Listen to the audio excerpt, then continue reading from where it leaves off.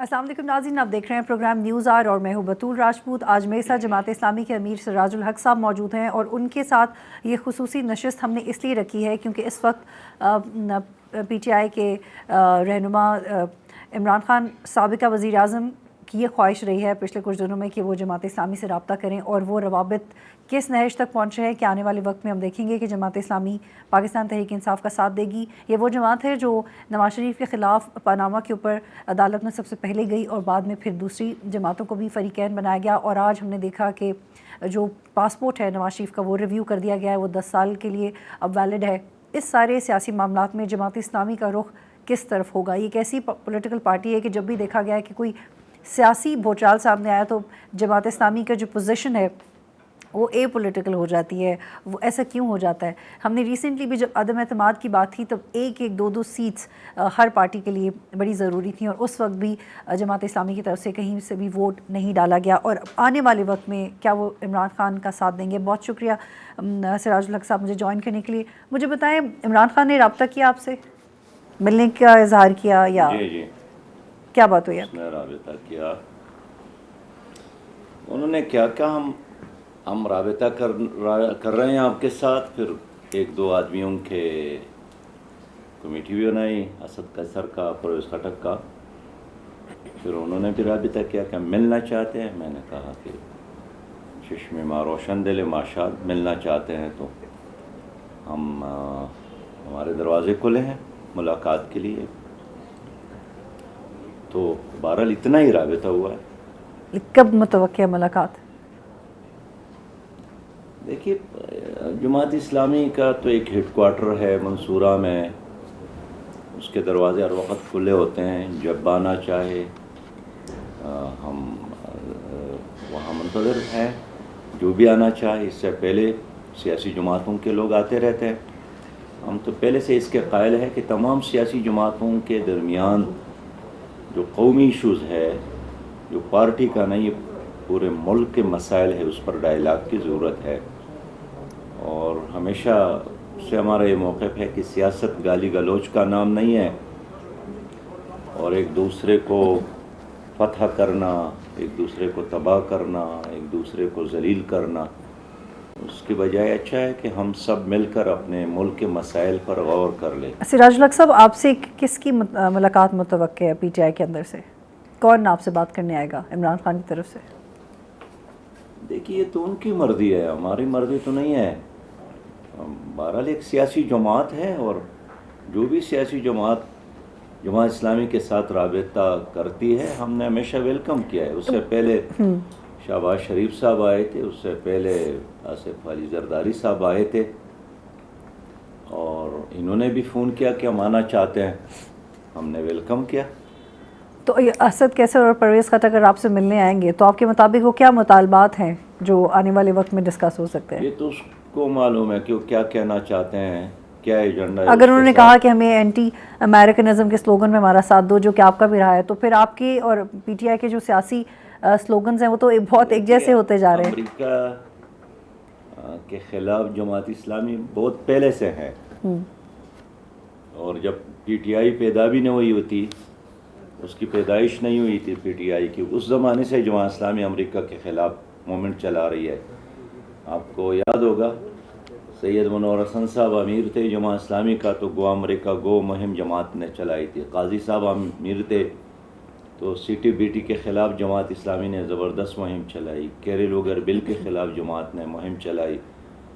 یہ جو نیٹو فوج افغانستان میں آئی تو پاکستان کے حکومت نے تو ساتھ دیا، لیکن ڈے ون سے ہم اس کے مخالف تھے۔ کیا پی ٹی آئی اگلی جماعت اسلامی بننا چاہ رہی ہے؟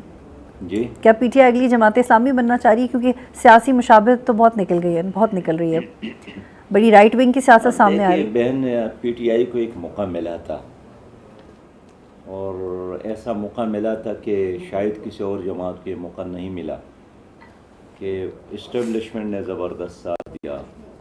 یہ پہلی حکومت تھی جس کے ترجمانی آئی ایس پی آر والے کرتے تھے، اور عدالت نے اس کے لیے کوئی پرابلم کریٹ نہیں کیا۔ نیب اور ایف آئی اے کو خوب اس نے اپنے استعمال کیا۔ یہ تو آپ نے بڑی بات کی ہے کہ یہ پہلی حکومت تھی جس کی ترجمانی آئی ایس پی آر والے کرتے تھے۔ بالکل، یہ آپ ذرا ریکارڈ دیکھ لیں، کہ ایس پی آر کا جو ڈی جی ہے خود کہہ رہے تھے کہ 6 مہینے تک حکومت پر کوئی تنقید نہ کرے اور 6 مہینے بعد آپ دیکھیں گے کہ حالات بدلیں گے.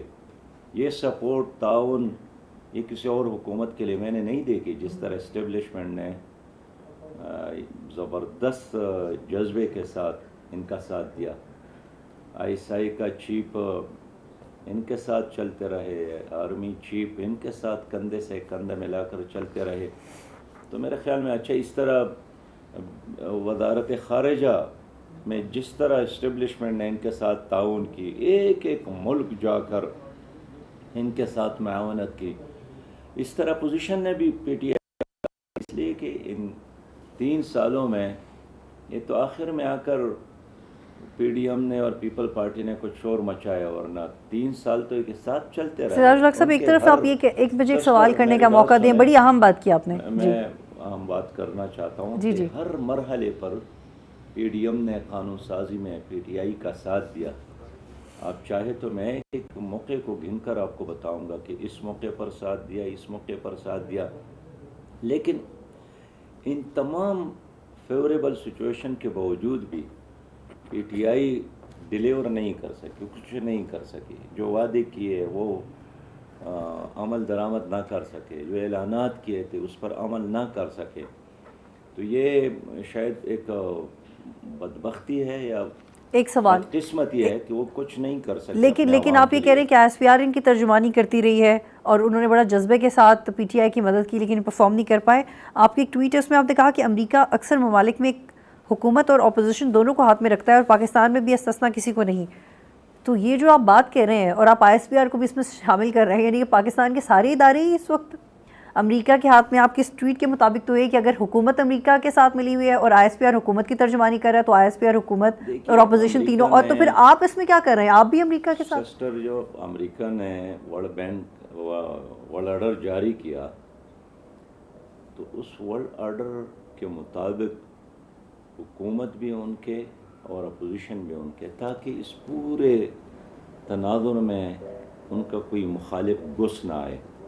2018 کے الیکشن ہوا تو امریکہ کے اسٹیبلشمنٹ نے, امریکہ کی انتظامیہ نے خوشی کا اظہار کیا کہ دہشت گرد ہار گئے. کون ہار گئے تھے؟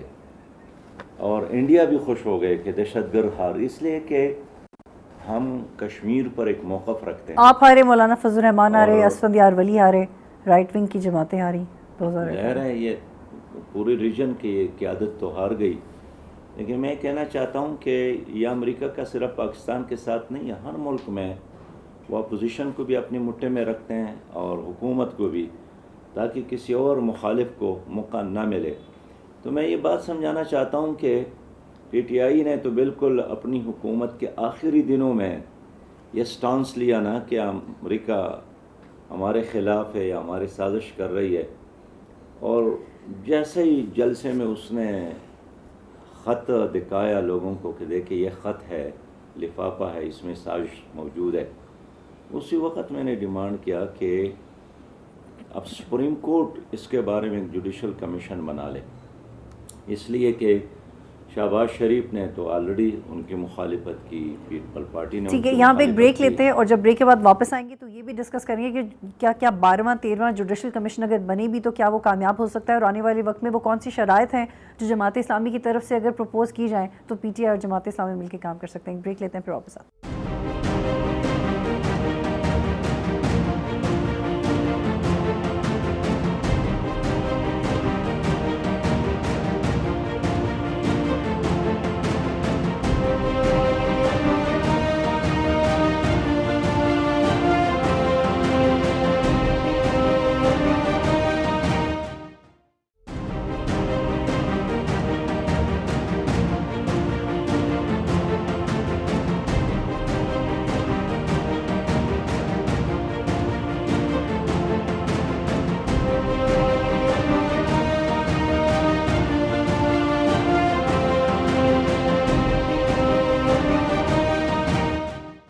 پروگرام میں خوش آمدید. سراج الحق صاحب, آپ جوڈیشل کمیشن کا مطالبہ کر رہے ہیں کہ یہ جو مراسلے کا معاملہ ہے اس کمیشن سے آپ کیا دیکھیں بہن, مسئلہ یہی ہے کہ پی ٹی آئی کا ایک موقف ہے کہ کہ ہمارے ساتھ ایک خط ہے. وہ خط تو نہ میں نے پڑھا ہے، نہ آپ نے پڑھا ہے، نہ دیکھا ہے. اب جو حکومت ہے اس وقت وہ 100% اس سے انکار کر رہی ہے. اب یہ فیصلہ کون کرے گا کہ اس میں کیا ہے اور کیا نہیں ہے؟ اس لیے میں انصاف کی بات کرتا ہوں کہ جوڈیشل کمیشن بنایا جائے، وہ خط کو بھی دیکھے، اور جو امریکہ میں پاکستان کے سفیر ہے اس کو بھی سنے، جو متعلقہ ادارے ہیں ان کو بھی سنے، اور قوم کو اعتماد میں لے لے کہ اصل حقائق یہی ہے. اور اس بنیاد پر پولرائزیشن میں اضافہ ہوگا، اور اس وقت بھی ایک شدید خطرناک پولرائزیشن ہے، لیکن آپ کو اور کیا یہ آگے جا نیشنل کر سیکیورٹی مزید کے تلخی اداروں میں پہ اضافے کا باعث نیشنل ہوگا. سیکیورٹی کے اداروں پہ اعتبار نہیں ہے؟ انہوں نے تک کہا ہے کہ ایسی کوئی سازش نہیں. مسئلہ تو حل نہیں ہوا نا، اعتبار ہے یا نہیں ہے، لیکن مسئلہ تو حل نہیں ہوا. ایشو تو اسی طرح موجود ہے. اگر ایشو اسی طرح موجود ہے اور ان کے سٹیٹمنٹ سے مسئلہ حل نہیں ہوا، اور پی ٹی آئی نے اداروں کی اس بات کو تسلیم تو نہیں کیا، اور الٹا اس کے بارے میں بات کی کہ یہ صحیح بات نہیں کر رہے ہیں، تو پھر آخری فیصلہ کون کرے گا؟ ظاہر اس پہ کوئی OIC کا اجلاس تو نہیں ہو سکتا ہے. اس کا آخری فیصلہ پھر عدالت کو کرنا پڑے گا کہ وہ ہماری اس ڈسپیوٹ کو حل لیکن پی کر ٹی لے. آئی تو عدالت کے فیصلے بھی آج کل نہیں مان رہی ہے. جی پی ٹی آئی تو عدالت کے فیصلے بھی نہیں مان رہی ہے. نہیں، خود میرے خیال میں پی ٹی آئی بھی اب یہی چاہتی ہے کہ اگر ایک جوڈیشل کمیشن بنایا جائے اور وہ اس خط کے بارے میں فیصلہ کرے، اس لیے کہ اگر امریکہ نے کوئی سازش کی ہے تو ہم اس کی مذمت کرے، پوری قوم اس کی مذمت کرے، اور خود جو وزیر اعظم نے بھی کہا ہے پورے کہ معاملات میں آپ ہم نے بھی کہا اس کی مذمت کرتے ہیں اگر واقعی سازش کی ہے. اپوزیشن بھی امریکہ کے ہاتھ میں، حکومت بھی امریکہ کے ہاتھ میں ہے، تو اس میں آپ کی واحد جماعت ہے جو کسی کے ہاتھ میں نہیں ہے اور وہ اینٹی امریکہ کا نعرہ لگاتی ہے، اور بالکل منافقت سے نہیں لگاتی، بالکل پکا نعرہ آپ کا ہی ہے. باقی آپ کہہ رہے ہیں کہ ایسے پپٹس. دیکھیے سسٹر، مسئلہ یہی ہے کہ پی ڈی ایم جب بنی نا، اور پیپلز پارٹی بھی اس میں شامل تھی، ہم نے اس وقت بھی ان سے پوچھا کہ کیا آپ کی اس تحریک کا مقصد ملک میں اسلامی نظام ہے؟ کیا حقیقی تبدیلی ہے؟ کیا نظریہ پاکستان ہے؟ کیا سود کا خاتمہ ہے؟ کیا کشمیر کی آزادی ہے؟ کیا عافیہ کو واپس لانا ہے؟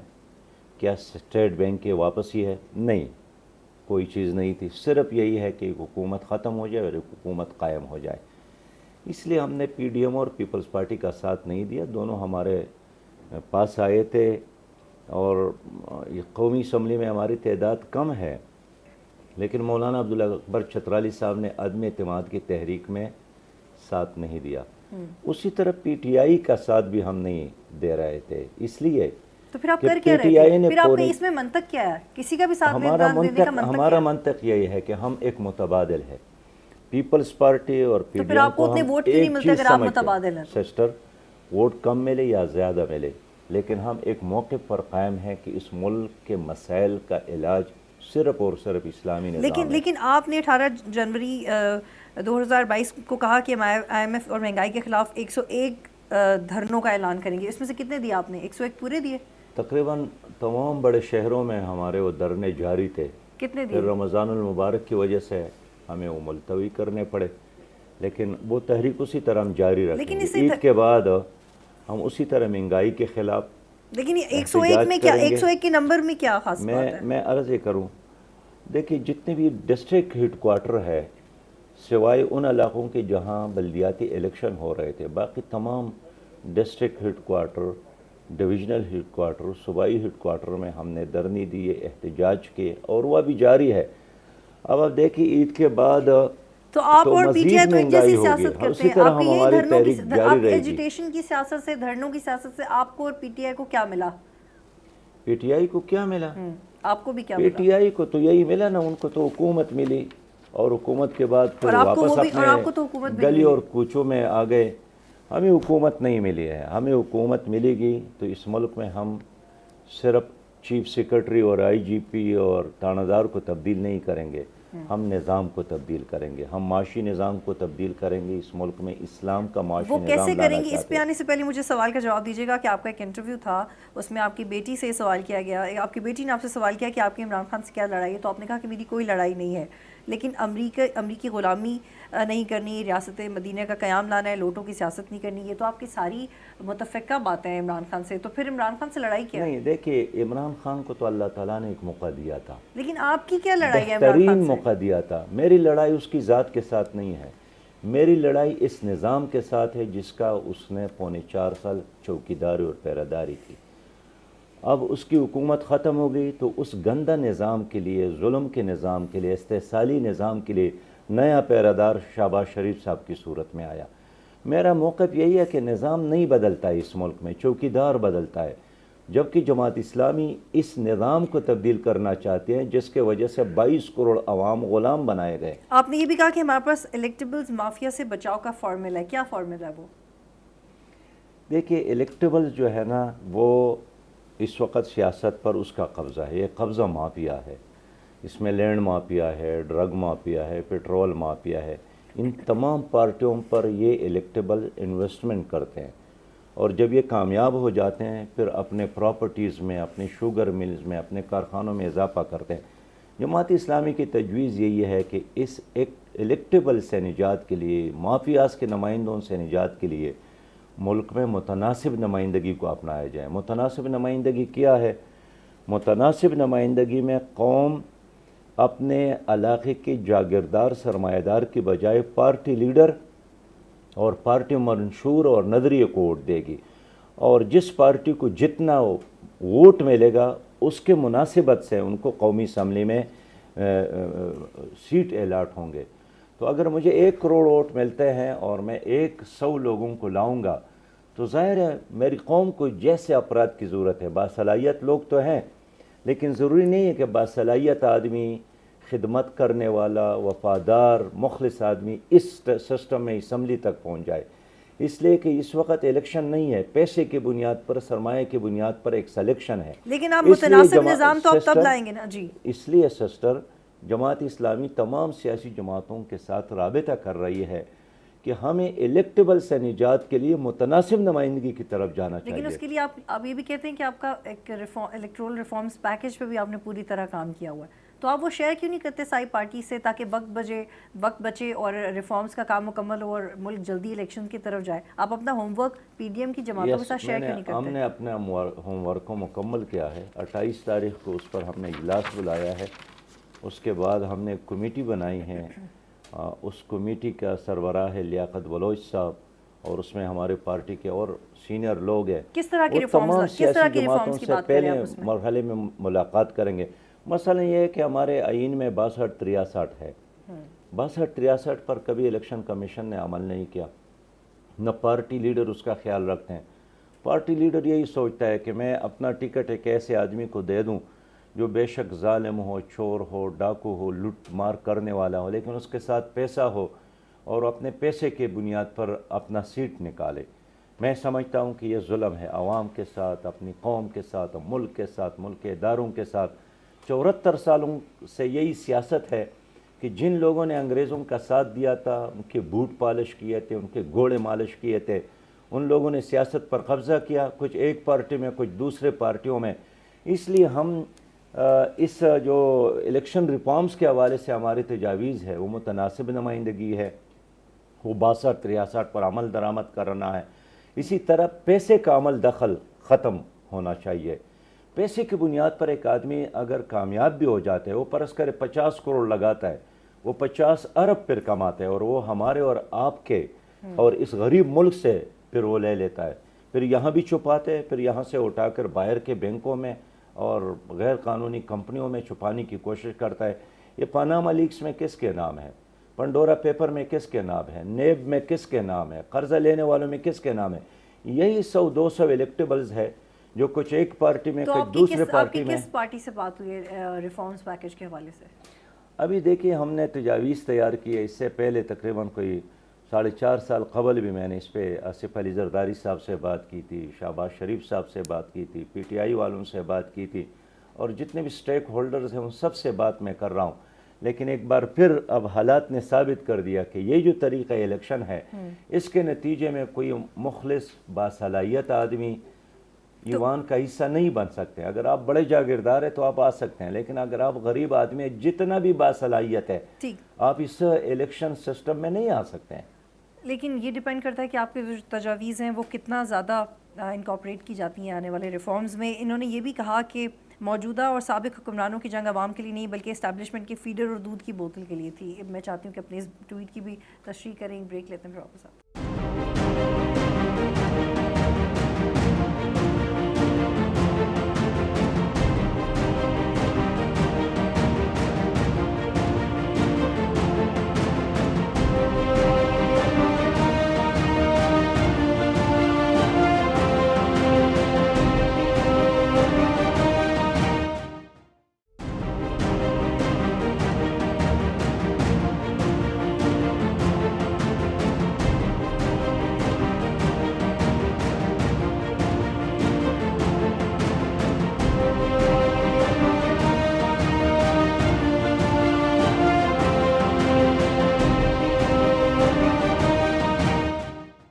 پروگرام میں خوش آمدید ناظرین. سراج الحق صاحب, یہ بریک سے پہلے میں نے جو آپ کا بیان شیئر کیا کہ اسٹیبلشمنٹ کے فیڈر اور دودھ کی بوتل, یہ اس طرح کے الفاظ اور بیانات سے آپ کو نہیں لگتا کہ ہماری سیاست پہ مزید انگلیاں اٹھتی ہیں, اور یا یہ مزید انکلیئر کر دیتا ہے چیزوں کو یا کلیئر کر دیتا ہے؟ دیکھیے, جتنا جلد آپ حقائق کو تسلیم کریں گے اتنا ہی فائدہ ہوگا. اور ایک زمانے میں ساری چیزوں پر پردے تھے, اب میڈیا نے اور خاص کر سوشل میڈیا نے ہر چیز سے پردہ اٹھایا ہے. اس میں کیا شک ہے کہ 70 کے بعد جتنی حکومتیں آئی ہیں یہاں, ان کے لانے میں بھی ان لوگوں کا ہاتھ تھا, ان کو رخصت کرنے میں بھی ان لوگوں کا ہاتھ تھا. اب پی ٹی آئی کے لانے میں ان لوگوں کا ہاتھ تھا, چلانے میں بھی ان لوگوں نے محنت کی. اور ہر روز یہی خبر آپ سنتے تھے کہ ہم ایک پیج پر ہے, اور یقیناً ایک پیج پر تھے. لیکن جب ان کی اکثریت اقلیت میں تبدیل ہو گئی تو یہ ایسے خود بخود تو نہیں ہوئی. ایم کیو ایم نے ساتھ چھوڑ دیا, کیوں؟ یہ پرویز الہی صاحب کی پارٹی نے ساتھ چھوڑ دیا, کیوں؟ بلوچستان کے دوستوں نے ان کا ساتھ چھوڑ دیا, کیوں؟ اور پھر یہ اقلیت میں آ گئی اس لیے کہ جن لوگوں نے ان کو لایا تھا وہ مزید ان کو کندھے پر نہیں رکھنا چاہتے تھے. تو میں اس لیے کہنا چاہتا ہوں کہ مسئلہ آپ کو کندھوں پہ رکھنا چاہتے ہیں, آپ کہتے ہیں کہ ہم متبادل ہیں, آپ کو کندھوں پہ کیوں نہیں رکھتے؟ مسئلہ اس وقت عوام کا نہیں ہے ان کے نظر میں, مسئلہ ان تینوں پارٹیوں کا صرف اپنے مفادات کا ہے. ورنہ آپ دیکھیں, اب شہباز شریف کی حکومت آئی ہے نا جی, کیا یہ عدالتی نظام کو تبدیل کریں گے یا ایز اٹ از ہے؟ آج بھی ان کے وزیر خزانہ ادھر امریکہ میں آئی ایم ایف کے دروازے پر سجدہ ہے, جہاں شوکت ترین, لیکن سراج الحق صاحب سوری ٹو کٹ یو, جب ایم ایم اے کی پلیٹ فارم کے تحت تمام مذہبی سیاسی جماعتیں اکٹھی تھی, تب آپ لوگوں نے کون سی ایسی امیزنگ قانون سازی کر دی تھی جو اب آپ اعتراضات؟ دیکھیے, وہ مرکز میں نہیں تھے, اس صوبے میں تھے. اس صوبے میں ہم نے قانون سازی کی تھی, ایک حزب کا پورا نظام لایا تھا. لیکن پرویز مشرف نے اپنے طاقت کے ذریعے اور سپریم کورٹ کے طاقت کو استعمال کیا, ہمارے اس پورے نظام کو بلڈوز کیا. لیکن جہاں جہاں ہمیں موقع ملا, ہم نے خیبر پختونخوا میں گرلز میڈیکل کالج, ہم نے خواتین یونیورسٹی, ہم نے ہر ضلع میں کیٹیگری اے ہاسپٹل, ہم نے غریب لوگوں کے لیے وہاں مسافر خانے بنائے.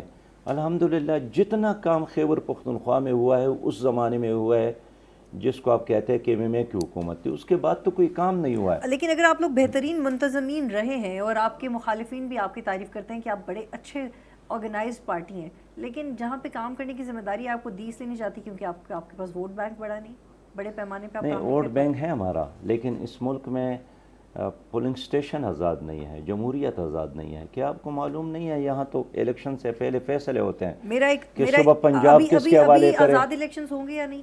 جی, ابھی آزاد الیکشنز ہوں گے یا نہیں؟ میں یہی تو میں چاہتا ہوں نا کہ الیکشن نہ ہو, آزاد الیکشن ہو, اور الیکشن سے پہلے الیکشن ریفارمز ہو. ٹھیک ہے, میرا آخری سوال ہے, مجھے پروگرام وائنڈ اپ کرنا ہے. آپ یہ کہتے ہیں کہ بھارت سے بات چیت ہی نہیں ہونی چاہیے جب تک مسئلہ کشمیر حل نہیں ہو جاتا. عمران خان تو مودی کی فارن پالیسی کی تعریفیں کرتے رہے, تو آپ لوگ ایک پیج پہ کیسے آئیں گے؟ اگر آپ کا الائنس بنتا بھی ہے تو اس پوائنٹ پہ آپ کی کیا بات چیت متوقع ہے؟ آپ تو بھارت سے بات ہی نہیں کرنا چاہتے, وہ ہم نے الائنس میں نہیں جانا ہے, ہم الائنس نہیں بنا رہے. ہم صرف یہ چاہتے ہیں کہ تمام سیاسی جماعتیں مل کر الیکشن ریفارمز پر اتفاق کر لیں. اس کا مطلب یہ نہیں ہے کہ ہم کسی کے ساتھ اتحاد کرنے جا رہے ہیں. عمران خان آپ کی کون سی ایسی بات سیاسی طور پہ مان جائیں تو پھر آپ کا اتحاد ہو سکتا ہے؟ دیکھیے Very Imran short Khan answer, I صاحب have کو to اللہ wind up. تعالیٰ نے ایک موقع دیا, اس نے اپنا وہ موقع ضائع کیا, وہ ڈیلیور نہیں کر آپ موقع سکے. دیں گے عمران خان کو دوبارہ؟ موقع میں ہاں نہیں یا دے نا، رہا مجھے wind ہوں, up موقع کرنا تو عوام دے رہے ہیں. ہم تو عوام سے یہی کہنا چاہتے ہیں کہ آپ لوگوں نے پیپلز پارٹی کو بار بار موقع دیا, مسلم لیگ کو بار بار موقع دیا, لیکن وہ نہیں کر سکے. آپ لوگوں نے پی ٹی آئی کو موقع دیا, وہ کچھ نہیں کر سکے. اب ایک موقع آپ جماعت اسلامی کو دے. جماعت اسلامی کے ساتھ اسلامی نظام کا ایک مکمل ایجنڈا ہے, اسلامی نظام تعلیم کا ایجنڈا ہے, اسلامی نظام معیشت کا لیکن ایجنڈا ایک اور ہے, نشست ضرور رکھیں گے اس نظام پہ جو آپ لانا چاہتے ہیں. اسلامی بہت نظام شکریہ، عدالت کا ایک ایجنڈا ہے. ہمارے ساتھ وہ پورا ایک بہت سسٹم شکریہ ہے. سراج الحق صاحب ہمیں پروگرام میں جوائن کر رہے تھے. ناظرین پروگرام دیکھنے کا شکریہ. اللہ حافظ.